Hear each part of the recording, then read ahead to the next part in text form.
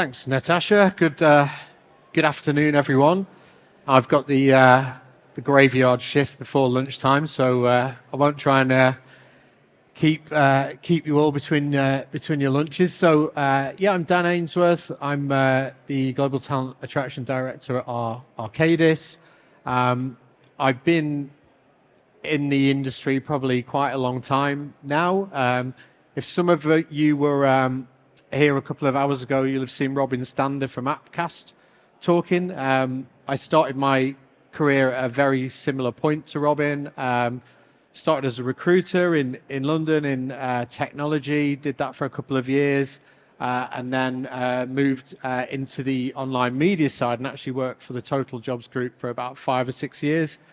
Back in the early noughties, at the start of the online digital revolution, and then navigated the dot-com boom and bust. Obviously, the financial crisis of '07, and then was fortunate enough to work for EMAP and Bauer, launching a network of job boards up in the northwest, and then moved on to a public finance organisation who pivoted away from kind of print media and created their own job board. That was so I launched that for them. That was subsequently sold on, and then was really fortunate to have a couple of years working freelance, developing talent attraction, employer brand platforms for clients such as Nationwide Building Society. Developed an online chat system for them with some other freelance specialists, Pernod Ricard, and a few other clients to boot, and then moved into the world of RPO, recruitment process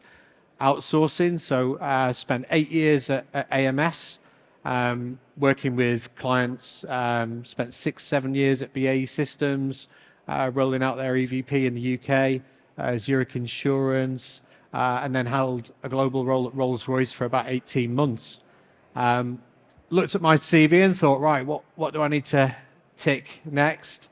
Hadn't worked in-house, hence in-house recruitment expo, and was really fortunate. There was an opportunity to move in-house with Arcadis, and joined them initially on a 1-year contract in the UK, and then that subsequently became a global role. So that's kind of a bit of a potted history of me and how I've landed up at Arcadis.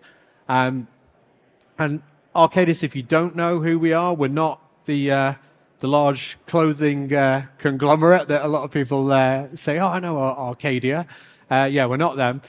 So we're a large civil engineering, construction, sustainable consultancy with 36,000 people. We're a Dutch business, but we operate all over the UK, Americas, Asia, you name it. We're in those countries delivering mobility, all kinds of things really. In the UK, we're heavily involved in lots of private and public schemes. So that's a bit of information about Arcadis. So EVP, obviously always a hot topic with lots of clients. So I think today all I'm really trying to do is give you a bit of a steer on how we kind of went about it. I don't profess to be a global expert on embedding and rolling out EVPs. I'm just here to give you a bit of kind of background as to how we did this, some of the pitfalls, some of the challenges we've come up against, and if you manage to take away 1 or 2 things, then fantastic. Hopefully that'll help you. So you need a new EVP. Is your messaging really at present clear and consistent? Is it resonating with your audience? Does it reflect the business that you are today? I think for us, it was a starting point, a conversation around how we talk about ourselves in the US is very different to how we talk about ourselves in Australia, to the UK. We got service centers in the Philippines, Romania, India. And when you actually take a step back and look at that, we found that the messaging was different. We're using different selling points, our photography, our visual identity, even the way to, the tone of voice, how we talk about ourselves on social media and across our channels was really, really different. With the business moving forward as a global business and moving away from a regional setup, we really wanted to look at that and decide, okay, how can we get some global consistency but still allow enough kind of nuance in there to give it regional relevance, and still kind of talk to the people in the different markets where we operate. As a business, might resonate with some of you, we have about 1,500 live roles at any one time. So many different markets. I'm here with 3 of my colleagues today, who again work across all different countries, different skill sets. So there's not one way of talking about our business. So in terms of actually the starting point, I think, you want to obviously try and build that business case. And for us, that was doing that audit. So looking at those materials, pulling those together and obviously going to the leadership team, the people leadership team, the exec leadership team and saying, look, here's where we are. Here's the reasons why we need a new EVP. If you're not familiar with those reasons, there's plenty of data out there. Robin at Appcast talked about it before, Glassdoor. There's the kind of the bottom line impact around your employer brand. Obviously, that drives your attrition. You want to hire people. You want them to stay longer. It can reduce your hiring metrics, your time to hire, your cost per hire, the actual cost around your talent attraction, the platforms. So, there's lots of kind of financial and non-financial benefits around your employer brand. Who do you want to involve? TA leadership, obviously. Does your kind of employer brand sit within TA? Is it within Marcom's and communications team? For us as a business, it sits in TA, but Marcom's have significant kind of say in terms of how the corporate brand kind of plays in with the employer brand and the EVP. So we very closely kind of allied with our Marcom's team and made sure that they were bought in from the start. Your diversity, inclusion, equity, belonging team, again, you want to make sure that is embedded in those communications and you're getting those pillars and those foundations in there. So we brought our DE and IB team into that conversation, and also our people leadership and exec team. So once you've got that kind of that buy-in, obviously you've got to decide who's on the team. For us, it was pretty simple. We're quite a small team, so there was myself, 3 or 4 other kind of stakeholders within TA, and a small kind of project team along that. We did enlist the help of a third-party employer brand agency. So we had a tender process, and I think we had 3 companies that we evaluated, and then we decided to work with one that we'd worked with previously, who'd helped develop our corporate brand. That just made sense for us. So I'll move on to the next slide. So the process.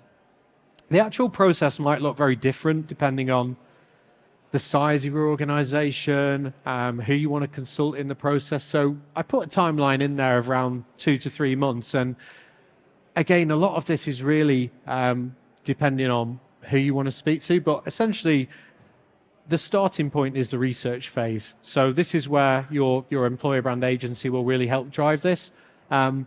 We interviewed, I'd say, about 10 or 15 of our C-suite. So that's, chief people officer, CEO, head of technology, all the kind of senior leaders, and really probe, why is this a great company, great business? Why is it a great place to work? And then we kind of went into our kind of employees, and we actually tried to interview 1,000 of our employees, and we randomized that process. So we got a really good cross-section regionally, so we got people in different areas of the business at different levels. We didn't really want there to be too much bias in the process. So we tried to randomize that as much as possible, and we invited them to online events. We used some tools and technologies that the agency were comfortable with, Miro boards, murals, lots of sticky notes moving around the page, and people giving their answers to questions basically around what's the employee experience look like. The agency, we're using a lot of our internal documents. We have a quarterly survey called Your Voice, which is all our employees' opportunity to give feedback on the business. So we kind of pulled that data as well, looked at our Glassdoor profile, social listening, business strategy. So kind of pulling in as much kind of data about the business as we could to really drive those outputs. And then once we kind of done those think tanks, then the agency obviously presented that research back to us. And I think talking to Natasha prior to this, really, I think we knew a lot about the organization already, but I think some of the areas where we really were quite surprised was around how people actually talk about our business. And I think we knew that people connected with the purpose and the mission of improving quality of life. We're really selective about which clients we work with. We want to do good in the world. We want to help forge solutions for climate change, sustainability, and that really came through from the research. People really connect strongly. What was a real surprise to us is when we asked people to articulate who and what our business was, and the answers that we got back were really so different.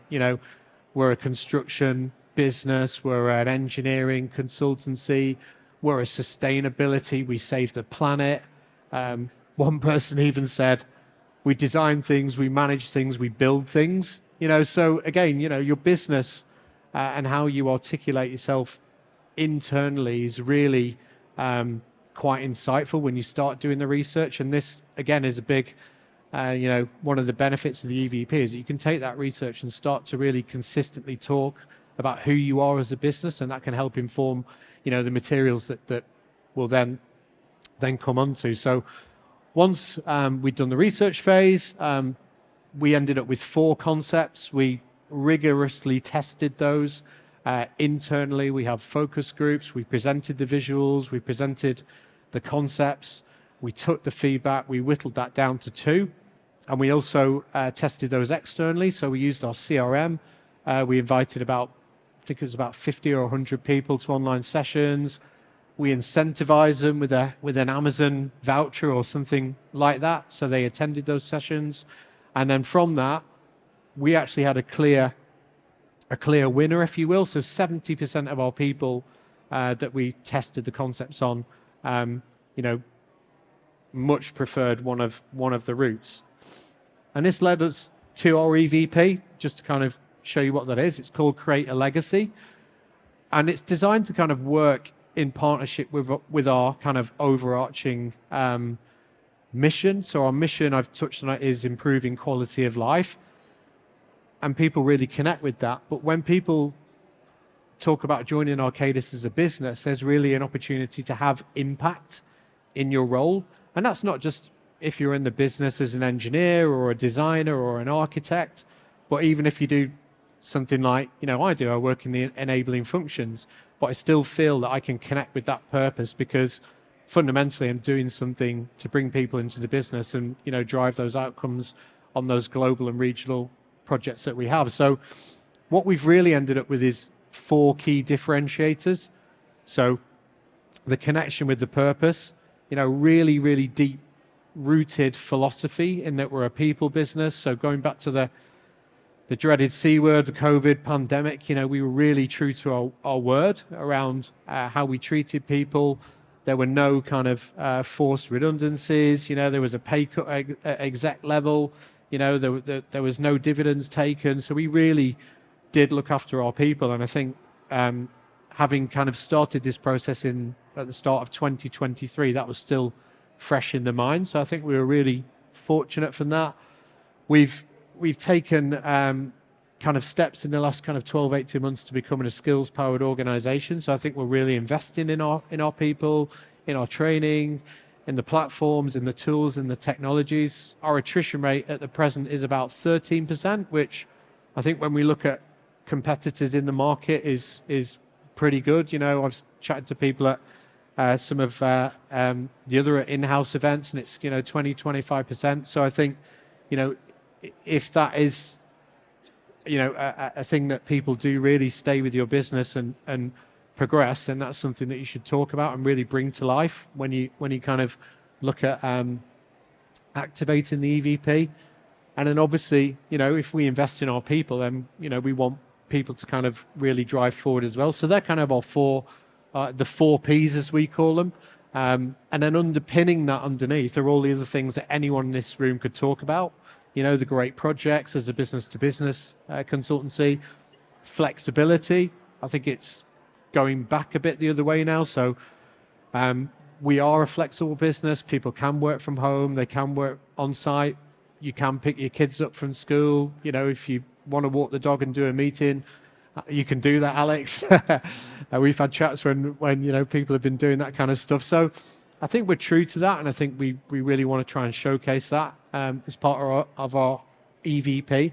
And then obviously as a business, you know, we're really pushing forward on the DE and IB front. We have an aspiration to employ 40% females by the end of our current business strategy cycle, and I think we're currently around about 39%. So, you know, we're kind of trying to walk the talk on that front as well.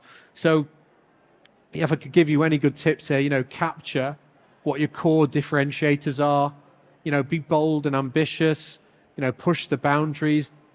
Don't try and make it too safe. You know, we're quite a traditional business, so we haven't been able to maybe go quite as far in really differentiating that EVP, you know, at the other end of the scale from the mission and the business. But we've certainly tried to do that. We've tried to use our people, you know, to bring it to life. And I think we've ended up in a place where we've got that consistency globally, but we can dial it up and dial it down where we need to in the region. So keep it simple, be clear, be consistent, and, you know, talent really want to know, why should I come to Arcadis versus, you know, some of our competitors within our sphere, but also, you know, we've got a lot of digital challengers, we've got a lot of small consultancies, a lot of our people will go and work for some of the big four, the big five as well. So we've got some tough competition out there, and we've got to make sure that we're really clear about what it is we can offer.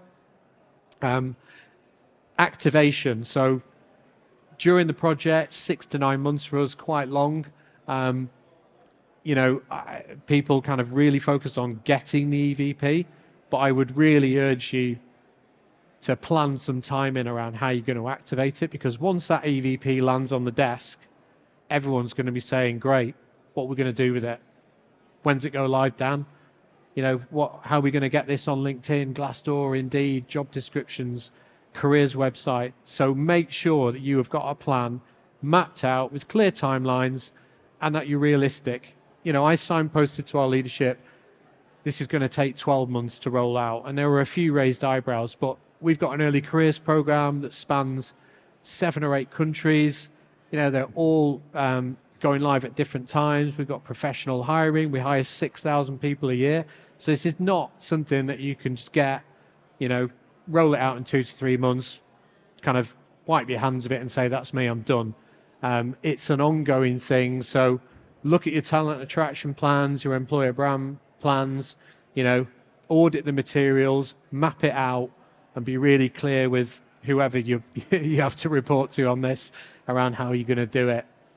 One of the big projects for us that ran alongside this was our global career site. So we updated our entire career site. We went with a new framework. We've actually just moved platform providers as well. So I've actually done 2 global career sites in 12 months alongside the new EVP.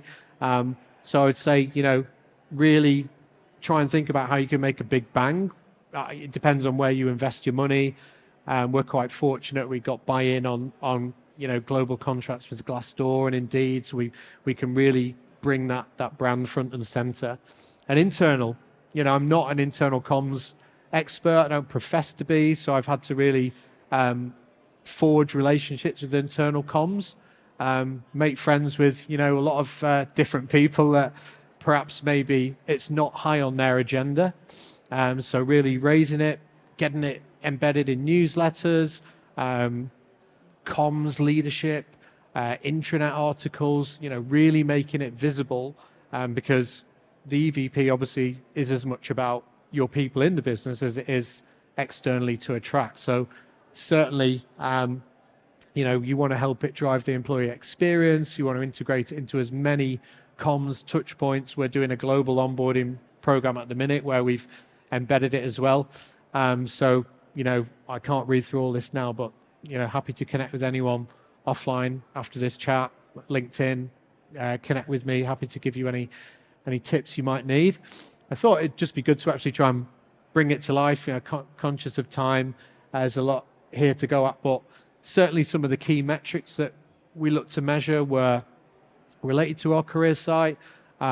So, page impressions, are we getting more people coming to the site? Really, really basic metrics, but at least you've got a before and an after to say this is before the EVP and this is after, all right? And, if we can bring more people to the site, if time on site increases, if, certain parts of the site that we know people look at, location pages, areas of the business. So we delivered, really, really strong metrics around increases in applications. Job view to apply start ratio was up 32%. Job seeker traffic up 33%. So, these are all great metrics to really show that impact around, hey, all eyes on Arcadis, and it's filtering through to hires and people in the business. This is visually what it looks like, just a bit of a flavor. We don't use an external agency.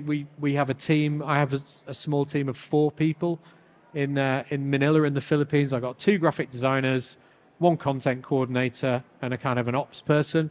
So all of this has been delivered with 5 people globally.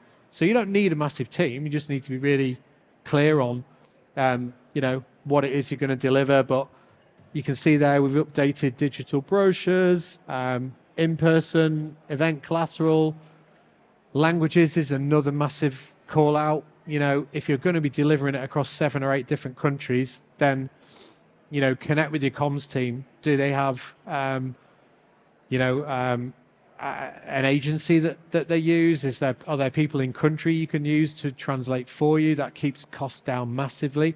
And obviously, can you train them in things like employer brand, tone of voice? You want to make sure that you're really getting that consistency across the board. Just some more highlights here. A really good thing when you activate, you will get materials, with dead links, QR codes, things that don't work, so really, really be rigorous around testing the journey and making sure where you see things that link to old materials, new things, you update that. Can you work with people in country? Can you kind of make people brand champions? So kind of take the weight off yourself a little bit and try and pull in where you can other people. We've used it as an exercise in really helping people develop their careers as well. So we've assigned brand champions, employer brand champions across our TA team. Our TA team's about 120, 130. So we've managed to get, a good 20, 30% of people involved in this, and really that's a great progressor for them to really build knowledge and expertise in this area. Again, this slide is a bit detailed, but I just wanted to highlight the metrics that we're using. What does good look like? We're fortunate we got investment in Glassdoor at a global level 2 years ago. We used to just focus and pay for a UK contract. It's taken us a good kind of 12 months to really bring this EVP to life. So we have about 20 different country pages, again, different imagery, different language, 7 or 8 different languages of reviews. So we've got that network of people, and we've used the key metrics on Glassdoor to really track, are we seeing an improvement in those metrics? We can align this with our internal Your Voice survey. And I'm pleased to say, last year we weren't even in the top 50 best places to work, but this year we've returned in 20th place in the UK. All our scores have improved, marginal gains, 0.1, 0.2 in all our key markets. So again, it's a great story to be able to tell senior leadership around that. And then external recognition, not bragging, but it's great to be included in some of these awards. Some of these we have put time in, obviously. The Sunday Times Best Places to Work, we were #1 very large organization to work for last year. LinkedIn Talent Awards, Best Employer Brand, based on the interactions with that employer brand through people on the platform. Glassdoor we've touched on. Alex, who's here from our business today, one of our TA directors now, but last couple of years she was working in an early careers role, and we managed to break into that Times Top 100 Graduate Employees list. So again, it's a real barometer and evidence back to the business. So I used to be a bit skeptical around awards, but I think I've changed my tune a little bit because, leadership love to talk about it. It's great to put in your supervisory board packs, your investor packs. It's a real evidence point. So I would definitely top tip, think about your award strategy, align it with your company and your mission. I think, just one point to end on. I think one of the biggest challenges for us was, the size and the scope of the updates, and I've touched on the size of our team. So I think for us, it was about managing those changes, taking a kind of a weekly, a monthly view, what's important, how can we kind of drive it forward, not get too overwhelmed with, the scale of the job, and just kind of keep it on track, keep looking at those business goals. Why are we doing this? What's going to be the kind of measurable outcomes for the business? And certainly for me, it's been a learning process. We haven't got everything right. There's some gaps there, budget for kind of video, a big kind of hero video. I think we're going to look at that in future. More brand ambassador program content. So there's always going to be gaps and things that you can do. And I'd say it's an ongoing process. Certainly, I wouldn't use never ending, but ongoing for sure. So yeah, that's it. Hope it's been of use to you. Hope you get one or two nuggets, and best of luck on your EVP brand journey. Thank you.